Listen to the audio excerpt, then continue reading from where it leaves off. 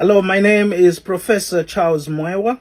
I am the author of this biggest and most comprehensive book in terms of size and content for Zambia. It's called Zambia Struggles of My People. In the last segment, I pinpointed the fact that at independence, that's when Zambia started to learn Western style governance. Now, the importance of that statement or that illustration is the fact that when we got independence in Africa, 20 years, 30 years, or even 40 years after the fact, many Europeans and Americans started to laugh at us.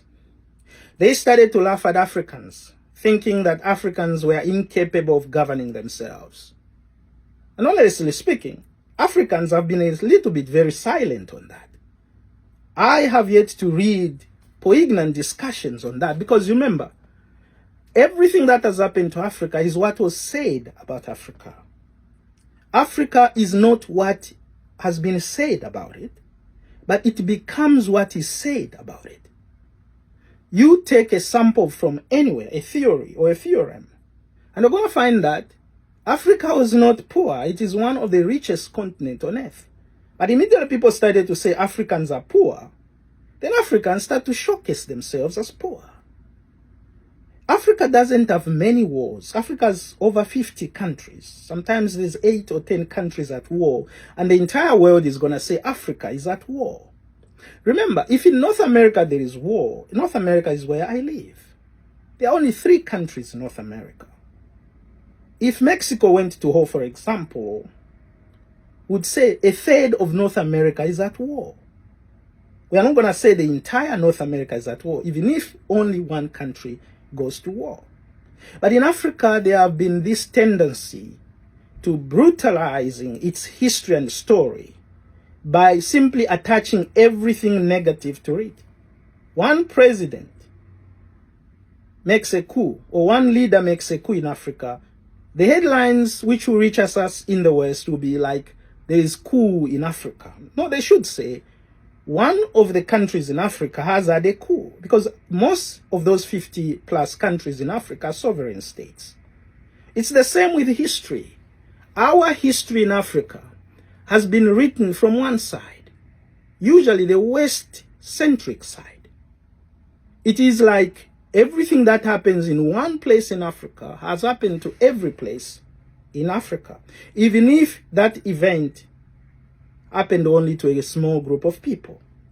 Nevertheless, having said that, yes, indeed, that's how we have our history bequeathed to us, but we must make effort to re-educate the world about Africa. And we start with Zambia. In Zambia, political leadership, the Western style, was not available at independence. Kaunda, Kapwepwe, Mwanga, all these leaders, first leaders of Zambia, they did not know Western style leadership. Kaunda had gone with some of his friends to adopt the constitution, some other national instruments in Lancaster House in England. Those were just visits. They didn't even give them an opportunity to investigate Western governance. They just went there to discuss the elements of independence, what to include, what not to include. They came back. They were visitors. I have said many times, I didn't know what the West was when I was visiting the West as a visitor, and I went back to Africa until I lived in the West for many years. Now I understand the framework, the phraseology relative to Western living, the modus operandi of governance, and the psychological aspect, and even the philosophies of Westernism. So Kaunda couldn't say that he knew governance. They were doing it at gunpoint. But Africans knew leadership. That's the most important thing. We talked about Lewanika, how he knew how to govern without reading a Western written book. He knew how to work hard, how to listen, how to hear the people say. He got advisors who could advise and correct him. All these were not written by Westerners, as we think.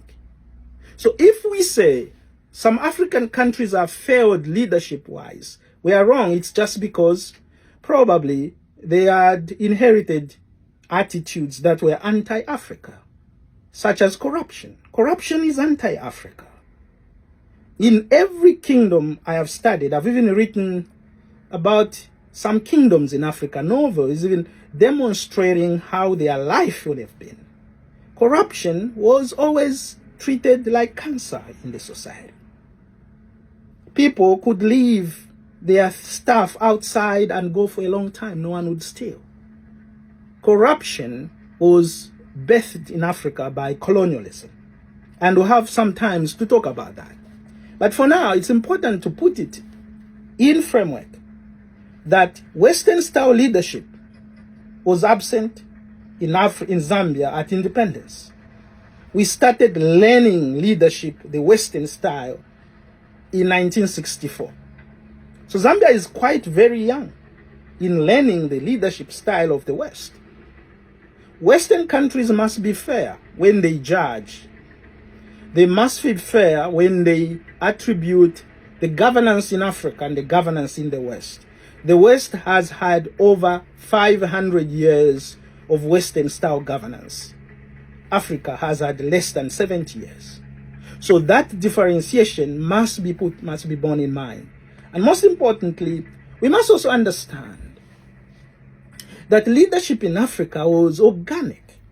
Africans knew how to govern swaths of kingdom dwellers, not only individuals. They knew how to govern people, and by extension, they knew and they know, especially Africans who are found in Zambia, the present-day Zambia, they knew how to govern themselves. As we study Zambian past leaders who have ingloriously been left out in important books of history, we have elevated political leadership that was formed at 1964 and forgotten about our fathers and mothers that governed that land very democratically, so to speak, and very prosperously pre-1964. I will make effort to discuss some of those people in other segments that follow. Thank you.